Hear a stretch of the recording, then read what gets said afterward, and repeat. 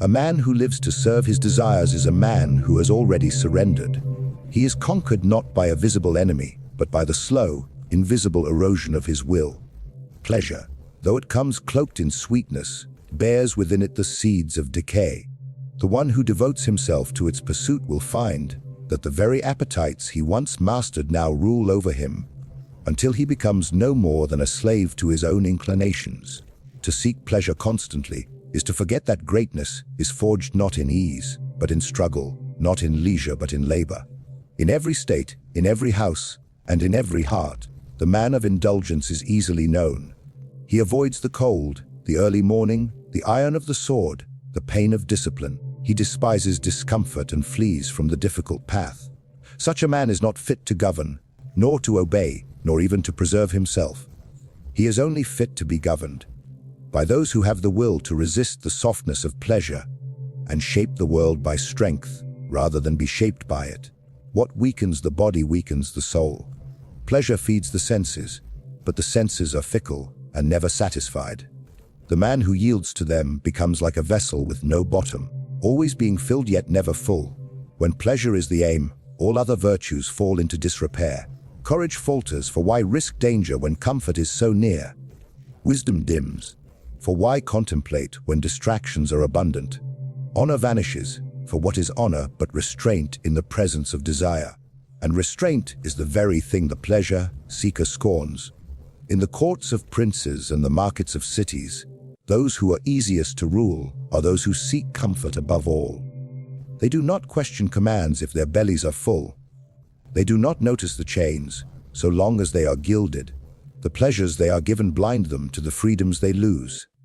Tyrants, knowing this, have always found their most faithful subjects not in the strong, but in the soft, not in the virtuous, but in the entertained. They govern not with law but with bread and spectacle. The populace, lulled into weakness by the abundance of ease, forgets that liberty requires vigilance and sacrifice. They barter away strength for softness, and strength, once lost, is not easily regained. Even in youth, the signs of this erosion can be seen.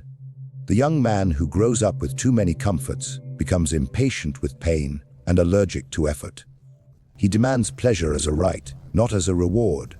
He seeks gratification without discipline, reward without merit, and admiration without achievement. He will not build empires, he will lounge in the ruins of those built by others. And should fortune abandon him, he will cry out like a wounded animal, for he has no weapon but complaint, no armor but vanity. Pleasure breeds weakness because it replaces necessity. What once had to be earned through toil is now expected without labor. What was once rare and prized is now consumed in excess and without thought. As men become accustomed to ease, they become incapable of enduring its opposite. Pain, challenge, and sacrifice. These become unbearable, not because they are truly extreme, but because the man of pleasure has grown so soft that even small trials appear monstrous. The body withers from inactivity, the mind from distraction, and the spirit from indulgence. The warrior, the statesman, the founder of cities. These men did not rise from feathered beds and golden chalices. They rose from hardship, from cold mornings and lean meals, from discipline that sharpened their will like steel upon stone. They mastered themselves before they sought to master others. Pleasure was known to them, but it was never pursued. It came as a gift after conquest, not as a goal in itself. To reverse this order is to invite collapse. There is no virtue that flourishes in luxury. Generosity turns to wastefulness, patience to laziness, courage to recklessness, and pride to arrogance. The man who seeks constant gratification can no longer distinguish what is good from what is merely pleasant. He will serve not truth, but novelty. He will abandon principle for excitement. He will pursue what excites him in the moment and forget what sustains him in the long course of life. And when trials inevitably return, as they always do, he will find himself unprepared, unarmed, and unworthy. Those who understand power do not merely impose their will by force, they shape the desires of those beneath them. The cleverest rulers and most cunning manipulators have always known that the surest way to command men is not by fear or iron alone, but by offering them that which they already crave. A man ruled by his desires is a man whose strings can be pulled without his notice. He believes himself free, even as he dances to the tune of another's ambition. The more a man desires comfort, pleasure, applause, or security, the more levers there are by which he can be controlled. It is a grave mistake to believe that the chains of slavery must be heavy or cold. The most effective chains are those that glitter, that taste sweet, that promise to fulfill the longings of the heart.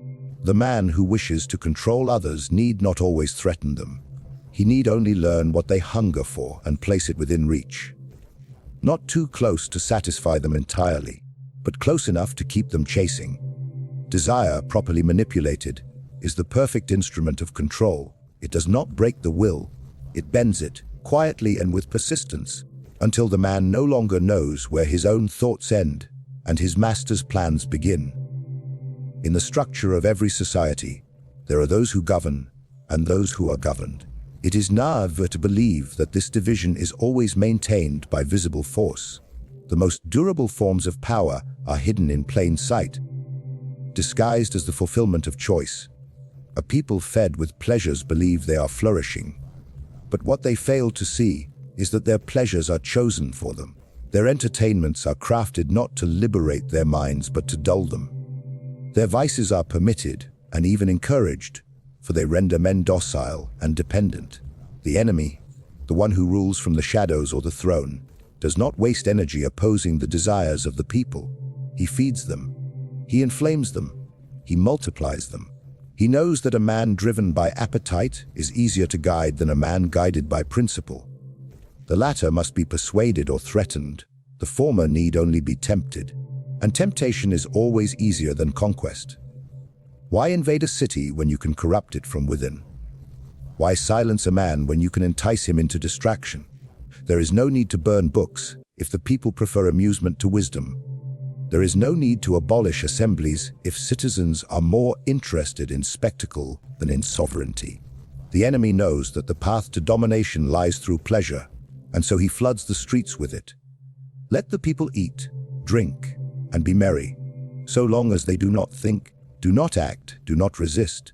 Let them pursue lust and leisure, for while they chase after fleeting delights, the true levers of power are moved quietly behind curtains they no longer bother to open. It is a mark of mastery when a ruler makes his subjects love their chains, and what binds them is not hatred or coercion, but a seduction.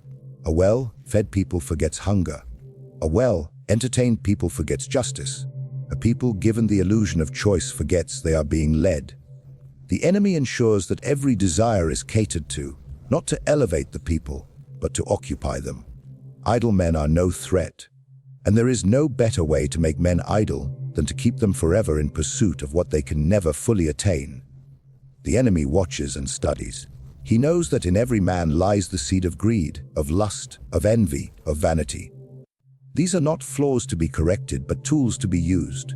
He will give the greedy man a market, the lustful man a brothel, the envious man a spectacle, the vain man a mirror. And while each chases his own gratification, the world around them is reshaped. Not by the hands of the many, but by the will of the few. Those who rule understand that it is easier to divide and weaken men through indulgence than to fight them in unity and strength. Desires, once magnified, become needs, and needs become chains. The man who believes he cannot live without his comfort will never rebel. The one who thinks his peace depends on the favor of his ruler will never speak against him. The one who fears losing his pleasures more than his freedom has already surrendered. The enemy does not need to defeat such men in battle. He has only to feed their hunger, watch them forget their dignity, and wait for them to yield all that once made them strong. The man who lives for pleasure forgets that virtue, vert, is the true measure of greatness. Not the virtue of the meek or the submissive, but the fierce and masculine vert that drives men to shape fortune, endure hardship, and conquer adversity. This kind of virtue does not grow in gardens of ease or in the shade of indulgence. It is born in the fields of war, in the storms of politics, in the fires of ambition. Pleasure, by its nature, draws the soul away from these trials.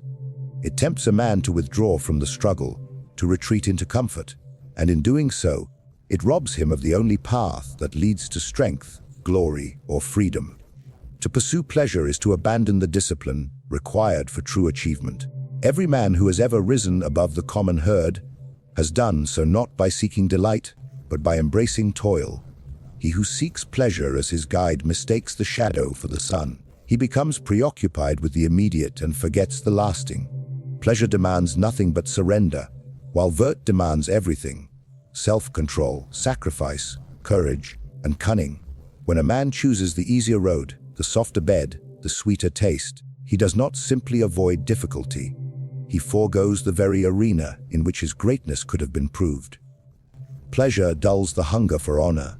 A man who finds satisfaction in food, drink, games, and sensual delight is unlikely to hunger for excellence or legacy.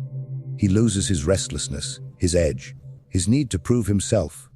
He becomes content with illusions of success, rather than the hard substance of it. The desire for vert must burn hotter than the desire for comfort, or else it is extinguished. The man of vert must deny himself ease not because ease is wrong, but because it is in conflict with his higher aims.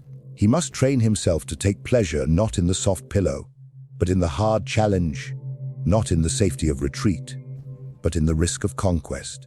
A people seduced by pleasure are incapable of greatness. Their energy is spent not in building cities, founding laws, or defending liberty, but in the pursuit of their appetites. The arts, which ought to elevate the mind and stir the soul to noble action, become vulgar and base. The schools, which ought to train citizens for leadership, instead coddle them into fragility. The marketplace overflows with luxuries, while the armories grow empty and the courts fall silent. The distracted populace grows fat, not only in body but in mind, unable to see beyond the next indulgence. In such a state, the rise of tyranny is not imposed, it is welcomed. For when vert is lost, the people no longer have the will or the means to govern themselves. Pleasure is a thief of time, and time is the seed of vert.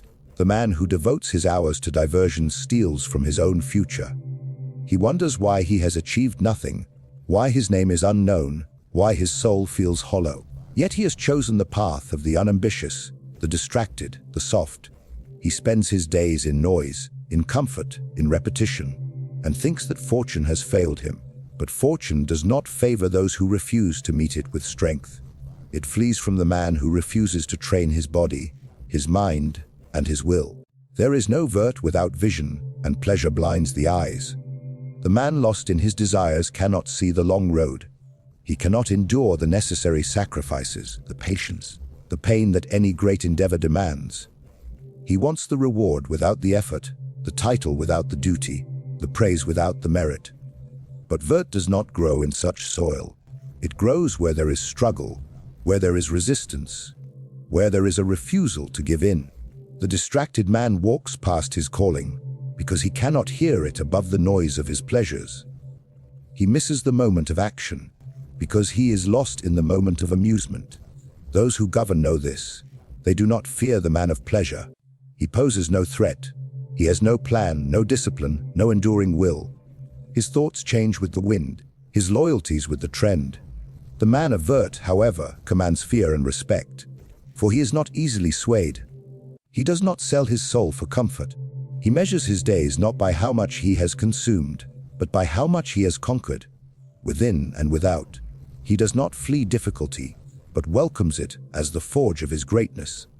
And that is why the rulers who wish to remain unchallenged ensure that the people are kept distracted, always chasing pleasure, never discovering what strength lies dormant in their own bones. A state does not fall when its armies are defeated, nor when its rulers are assassinated, nor even when its enemies march through its gates.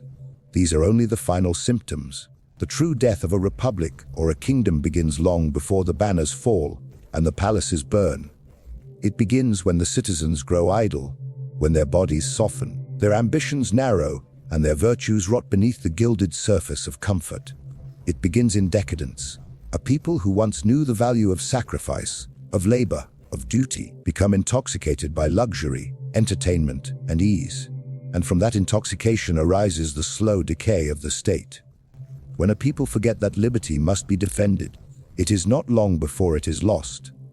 They forget this because their attention has been captured by trifles, where once they strove to expand the borders of their knowledge, wealth, and influence, they now compete only in displays of vanity, extravagance, and fashion. Their greatness lies buried in the past, praised in words yet rejected in practice. They become curators of their ancestors' glory, not creators of their own. They glorify the monuments of their forefathers while refusing to match their deeds. The temples still stand, the laws are still spoken, the names are still sung, but the spirit is gone, hollowed out by generations that traded struggle for satisfaction. In every thriving republic there exists a period of virtue, where men endure hardship together, build together, bleed together. This is the fertile ground from which the tree of liberty grows. But trees require pruning, storms, and seasons to remain strong. When a state reaches its height, wealth abundant, enemies beaten back, luxuries within reach, there emerges a temptation to preserve the comfort rather than the cause that created it. The citizens who once valued honor begin to value peace at any cost. They no longer wish to lead, only to rest.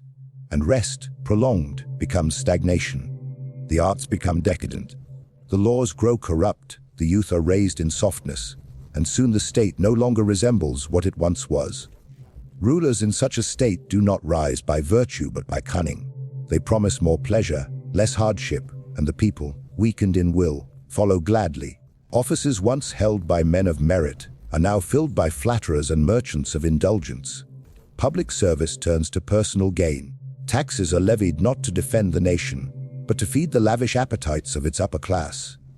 Justice is no longer blind, but sold to the highest bidder.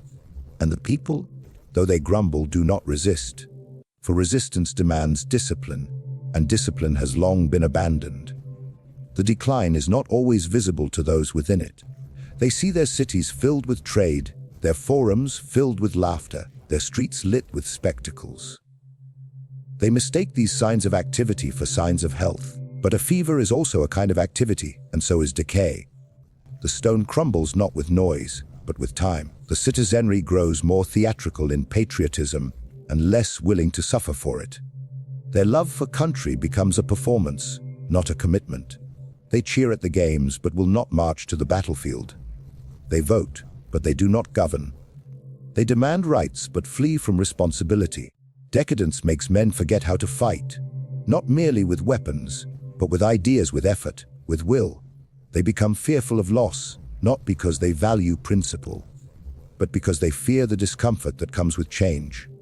They compromise with corruption, tolerate injustice, and allow the powerful to grow more powerful, so long as they are permitted to enjoy their comforts uninterrupted. But a state cannot endure when its people are unwilling to struggle for it. The walls may be tall, the treasury full, but when the hearts of the people have grown soft, the enemy has already entered. The children of hardship build empires. The children of those children inherit strength. But the third generation, born into wealth and comfort, forgets the price their fathers paid. They see abundance as natural, peace as eternal, and liberty as a gift rather than a duty. And in forgetting this, they invite the very ruin their ancestors fought to prevent. They mistake the fruits of labor for its roots. They consume without planting, spend without earning, demand without understanding. The state, fed by such generations, becomes bloated and fragile. It cannot bear weight, it cannot endure crisis, and when the winds of misfortune come, as they always do, it collapses not from external assault, but from internal rot. This decay is not reversed by speech, by ceremony, or by law alone. Laws written on paper cannot restore the spirit of sacrifice. It requires a return to the virtues of old: discipline, frugality, courage, and duty. But these virtues find no soil in a decadent people. They must be planted anew, often through suffering, often through necessity.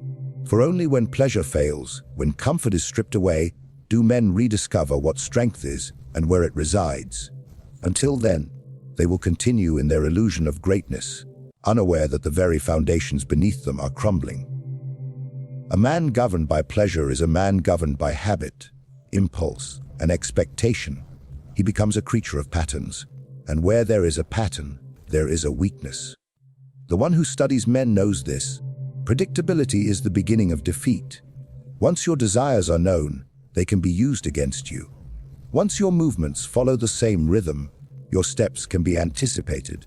And once your cravings rule your judgment, your actions can be manipulated. The man who is ruled by pleasure believes himself free because he chooses what delights him. Yet he is more bound than the one in chains because he does not recognize his captivity. The pursuit of pleasure reveals the map of a man's soul. Show me what he wants most, and I will show you where he can be broken. The ruler, the merchant, the general, the lover. Each is vulnerable, not where he is most guarded, but where he is most tempted. The man who cannot be seduced is feared. The man who can be is studied, watched, and finally led. For what is strategy, if not the art of knowing how a man will react before he himself does? Pleasure, then, is the most dangerous disclosure. It whispers to the enemy all that you try to hide. The stronger man can deceive, the weaker man cannot. This is because deception requires the suppression of appetite, the concealment of desire. The pleasure-bound man cannot hide his wants. His face changes at the sight of what he longs for. His steps quicken. His focus narrows. He will abandon reason, sacrifice dignity, and betray trust for the promise of what he craves. And those who know this need not threaten him. They need only offer him what he cannot refuse, and wait. When he takes it, he is theirs. This is not conquest by sword or fire. It is conquest by knowledge of weakness. Entire societies have been conquered not because they lacked strength, but because their strength was buried beneath their pleasures.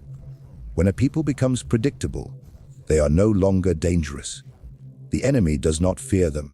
He knows what they will protest, what they will ignore, what they will celebrate, and what they will forget. Their outrage follows the same script. Their passions burn briefly and then are extinguished. They are provoked with ease and pacified with entertainment. Their desires form a chain that extends from every home to every institution. Whoever controls the supply of pleasure controls the mind of the people. This control is not always visible. It is subtle, elegant, and continuous. The man who grows used to daily pleasures builds his life around them. Interrupt his pleasure, and he becomes agitated. Deny it, and he becomes desperate. The one who provides it becomes his silent master. And that master need not rule with harshness. He only needs to keep the flow steady. When a man's happiness depends on what another dispenses, he is already conquered. The moment he cannot go without, he has given up the power to walk away. And that is the essence of predictability, the surrender of choice for comfort. A people lulled by pleasure are easily read, like an open book.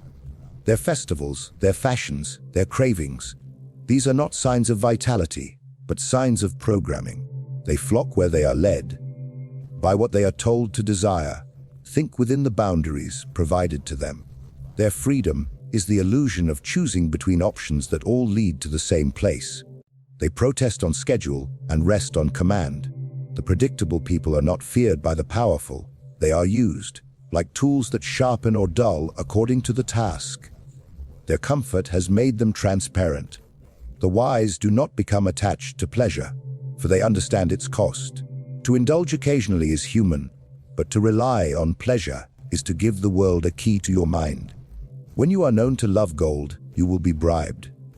When you are known to love praise, you will be flattered. When you are known to love peace at any price, you will be avoided until the day you must be destroyed. Predictability makes you harmless in negotiation, weak in battle, and useless in resistance. You will not surprise your enemies. You will amuse them. In war, the unpredictable man is dangerous. In politics, the unpredictable man is powerful. In life, the unpredictable man is free. But the man addicted to pleasure cannot be unpredictable. He must always return to the source of his delight, like an animal to its feeding place. He cannot risk, cannot deviate, cannot innovate. His movements are known before they begin. He is like a clock, beautiful to look at, easy to understand, powerless to change. His schedule is his prison, and the comfort he worships is the god that keeps him small. There is no greater advantage than to know the desires of one's adversary, and there is no easier adversary than the one who cannot conceal his longing. Pleasure makes such a man a puppet, and the hand that controls him need not even be seen. It is enough to pull the right string and watch him move. His victories are few, and his defeats are many, because he cannot change the course he set when he chose comfort over cunning. He becomes a tool in another man's plan, never the maker of his own. When a people forget that discipline is the root of strength, and when a man believes that the highest aim of life is to feel rather than to act, both are already lost. The pursuit of pleasure, when elevated above honor, duty, and virtue, becomes not merely a personal failure, but a collective collapse. It softens the mind, weakens the will, and leaves a body politic ripe for manipulation, decay, and eventual conquest. The masters of men have always known that it is easier to rule those who crave ease than those who demand purpose. And so they do not oppress with chains, but with comforts. They do not silence with fear, but with amusement. They do not conquer by force, but by turning free men into consumers of their own decline. In the end, the tragedy is not that tyrants rise, but that the people invite them, asking only that their pleasures remain uninterrupted, as their liberties vanish one by one.